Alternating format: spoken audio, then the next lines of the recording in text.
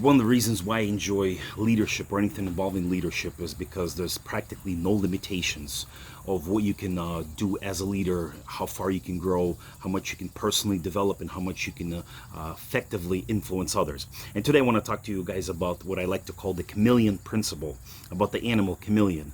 Just in a short description, it's that type of an animal that's able to blend in with its environment. So if it's like on a tree with a specific type of color and bark, literally just blends in, that you have to look so close in order to see that animal. Or maybe it blends in sometimes so great that until it moves you won't be able to see it. Maybe that's where the army and the military got their whole camouflage concept. But anyway, today I want to share with you guys a specific fact about this animal, the chameleon, and how we can apply it into our personal life. How can we apply it into our spiritual life? How can we apply it into our life as a child of God, as a Christian, and actually how we can actually apply it into our life as a leader, as a person of influence. So here's this fact.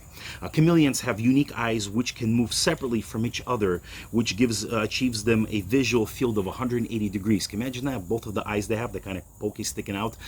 Each of them can move in their separate, direction, and they're able to see a field view of 180 degrees. That is just remarkable. Let's continue. This way, the chameleon can watch in two different directions, as I already mentioned that, and at the same time, and provide a visual field of 360 degrees. For us as human beings, not unless, if you're able to move your eyes in opposite direction, but in order for us to come into full focus and attention with our physical, natural eyes, we have to, with both eyes, look into that particular direction, because God did not construct us in a way where one eye can look to the left side, the other one to the right side, and then, we're able to see two separate things or two separate objects at the same time. But with this particular animal, this chameleon, it can do that. It's very remarkable how God has constructed this specific animal. So how can we apply these divine and kingdom principles into our personal life as a child of God and also as a leader? So one of the things is this: as a leader, you need to have a physical and spiritual eyes to continually be open and to be continually alert, just as much as this chameleon is able to watch with their eyes in opposite directions, always looking out. Is there a predator coming after me, or am I at this moment the predator looking for my prey for food?